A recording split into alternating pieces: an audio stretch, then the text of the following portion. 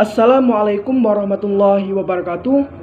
Perkenalkan, nama saya Abdul Haris Musyafa dari Fakultas Syariah Jurusan Hukum Keluarga Islam, nomor induk mahasiswa 1118049, mata kuliah Psikologi Keluarga B.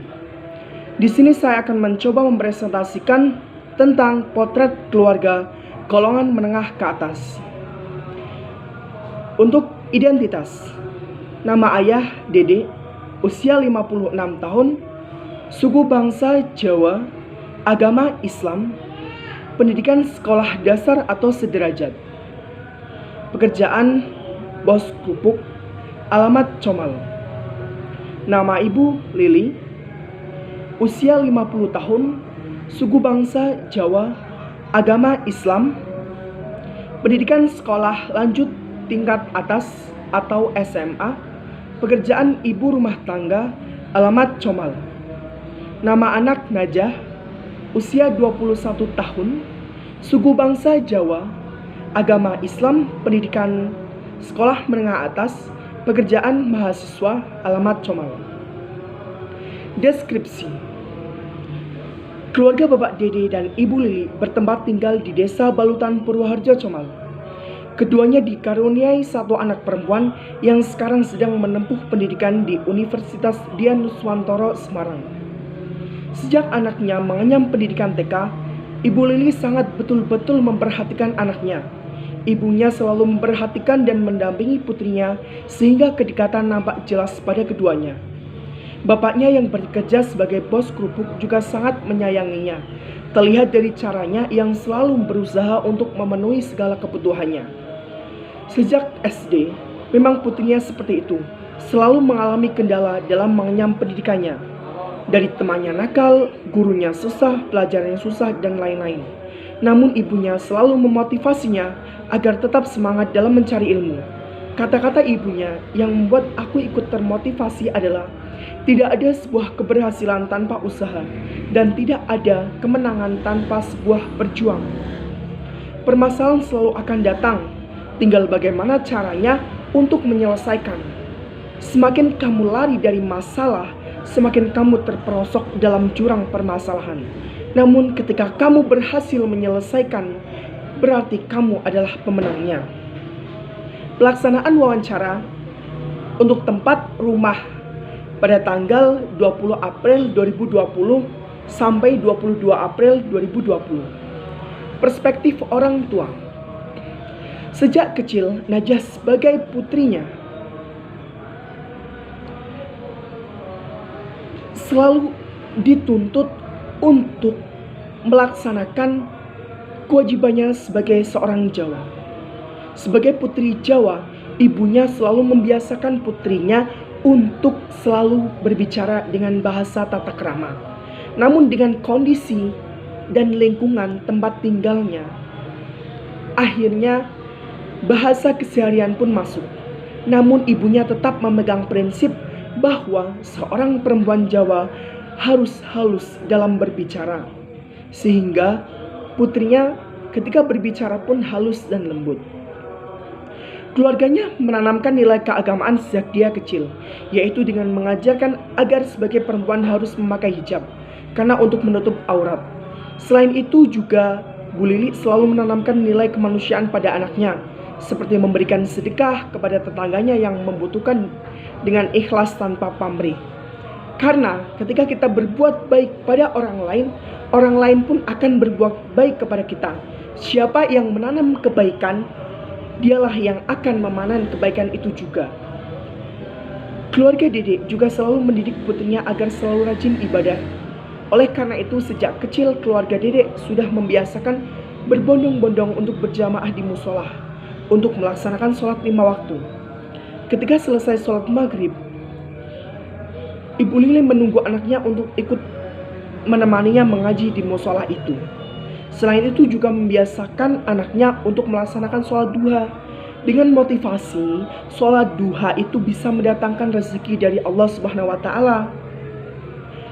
Dalam menanamkan nilai pada anak, keluarga Pak Dede selain menggunakan nasihat berupa lisan, mereka juga mencontohkannya dengan perbuatan yang baik. Sebagai contoh, keluarga Pak Dede terbiasa untuk tidak menggunakan kata-kata kasar. Ketika ada konflik dalam keluarga pun, keluarga Pak Dede tidak pernah menunjukkan pada anaknya.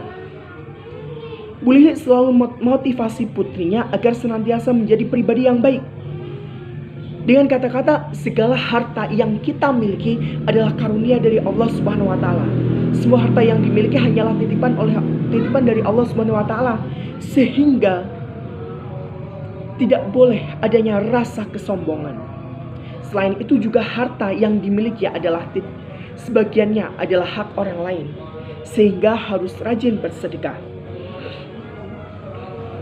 Sejak kecil Ibu Lili selalu memantau putrinya. Dia selalu berdialog, dia selalu mengajak komunikasi dengan putrinya. Dia selalu menanyakan peristiwa apa saja yang terjadi di sekolah, atau adakah teman yang nakal. Sehingga kedekatan yang dibangun sejak kecil antara berdialog menjadikan anaknya merasa dekat dengan ibunya. Sehingga tidak hanya sebagai orang tua, namun ibunya juga berperan sebagai teman atau sahabat curhatnya. Ibu Lili sangat ingin melihat putrinya dapat mengenyam pendidikan yang tinggi dan menjadi orang yang sukses, sehingga beliau selalu memotivasi putrinya. Kedekatan yang dibangun sejak kecil memiliki banyak manfaat, di antaranya meskipun sekarang anaknya sedang menempuh pendidikan tinggi di Semarang dan harus hidup di kos, namun Ibu Lili selalu memantau, bahkan dia tahu semua jadwal putrinya ketika kuliah. Bahkan dia pun tahu jadwal saat penginputan KRS atau penginputan jadwal. Sangat luar biasa sekali, bukan, ketika orang tua sedetail itu mengetahui kegiatan anaknya. Selain itu juga menurut ibunya, putrinya tersebut selalu menceritakan segala kendala yang dihadapinya, baik masalah dengan mata kuliah ataupun yang lainnya. Sang ibu senantiasa memberi motivasi dan semangat pada putrinya. Kedekatan tersebut telah terasa saat putrinya duduk di bangku sekolah derajat. Terbukti dia selalu menceritakan segala kegiatan apa saja yang terjadi di sekolahnya. Di bangku sekolah menengah pertama juga putrinya selalu menceritakan peristiwa dan kendala apa saja yang dia dihadapinya. Kedekatan itu berlanjut hingga sampai dunia perkuliahan. Ibunya juga senantiasa memberikan reward ataupun hadiah jika anaknya berperilaku baik dan berprestasi, baik berupa pakaian maupun handphone. Bapak mempercayai segala masalah pendidikan pada ibunya yang lebih mengetahui tentang pendidikan putrinya. Bapak hanya berusaha semaksimal mungkin untuk selalu memenuhi kebutuhan putrinya. Namun Bapak tetap memiliki aturan yang tegas yang dibangun bersama istrinya, sehingga ketika putrinya melanggar aturan, tidak jarang keduanya memberikan hukuman kepada putrinya, baik bersifat materi maupun non-materi. Namun ketika putrinya baik perilakunya, maka orang tua akan memberikan reward atau hadiah. Dalam masalah kedekatan putrinya dengan anak laki-laki, ibunya selalu memantau dan mengawasinya dengan maksud agar putrinya tidak salah dalam bergaul, sehingga segala kedekatannya dengan anak laki-laki, ibunya mengetahui semuanya. Nah, selanjutnya perspektif anak. Najah yang sekarang sedang menempuh pendidikan di Universitas Dianuswantoro Semarang, ia tetap memegang segala nilai-nilai yang ditanamkannya sejak kecil, yaitu berbicara dengan halus dan lembut, halnya seorang putri Jawa.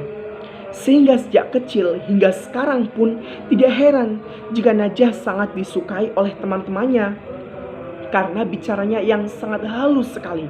Dan orang tuanya yang kerap menyuruhnya untuk bermain dengan teman siapapun tanpa melihat kekayaan yang dimiliki, sehingga Najah pun memiliki teman yang banyak.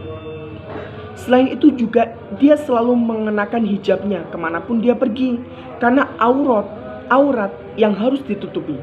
Nilai kemanusiaan yang ditanamkannya sejak dia kecil pun selalu dia pegang erat, yaitu dengan membantu orang ataupun teman yang membutuhkannya, menyisahkan uang bulanannya untuk diberikan kepada orang lain. Hal tersebut kerap kali dia lakukan.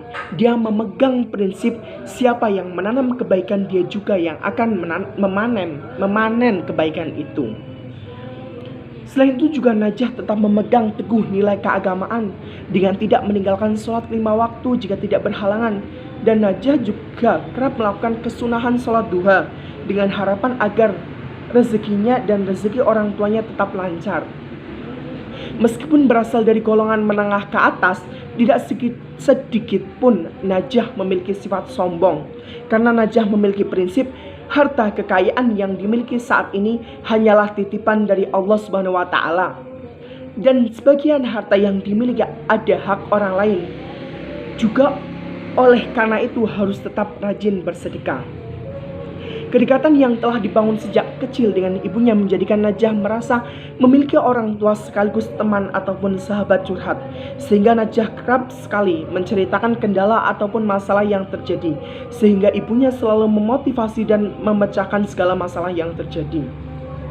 Ibunya selalu membantu untuk memecahkan masalah yang terjadi, memberikan solusi atau memberikan dorongan semangat kepada putrinya. Meskipun dekat, namun orang tua tetap memiliki aturan tegas sehingga ketika Najah melanggar aturan tersebut seperti sekolah tidak langsung pulang ketika pulang ataupun tidak belajar justru bermain HP terus menerus, orang tua akan menasehatinya dan memberikan teguran dengan menyita handphone miliknya ataupun mengurangi uang sakunya. Najah selalu menceritakan teman laki-laki yang dekat dengannya sehingga orang tua lebih mudah untuk mengawasi dan memantau putrinya. Dan Najah pun beranggapan bahwa maksud orang tua itu baik agar tidak terjerumus ke dalam pergaulan yang bebas. Observasi. Secara umum, keluarga Bapak Dede cukup terbuka dalam memberikan jawaban atas pertanyaan yang diberikan. Selain itu, Bapak Dede juga menyambutnya dengan gembira. Hal itu terlihat pada dirinya yang mempersilahkanku dengan baik dan ramah serta memberikan jawaban atau memberikan tempat yang nyaman untuk melangsungkan wawancaranya. Namun jawaban yang diberikan oleh Bapak sangat singkat sekali sehingga pewawancara atau penulis kesulitan dalam menyimpulkan hasil wawancaranya dengan Bapak Dede. Terlihat bahwa Bapak dapat dikategorikan sebagai orang yang pemalu. Selain itu, Ibu Lili juga menyambutnya dengan baik. Hal itu terlihat pada Ibu Lili yang sibuk menyiapkan suguhan untuk penulis. Ibu Lili sangat terbuka dalam memberikan segala jawabannya sehingga penulis sangat mudah untuk menyimpulkan hasil wawancaranya. Najah pun sangat memberikan respon yang sangat baik. Terlihat ketika dia memilihkan atau mencarikan tempat yang nyaman untuk berlangsungnya wawancara tersebut. Nah, selanjutnya yaitu kesimpulan sementara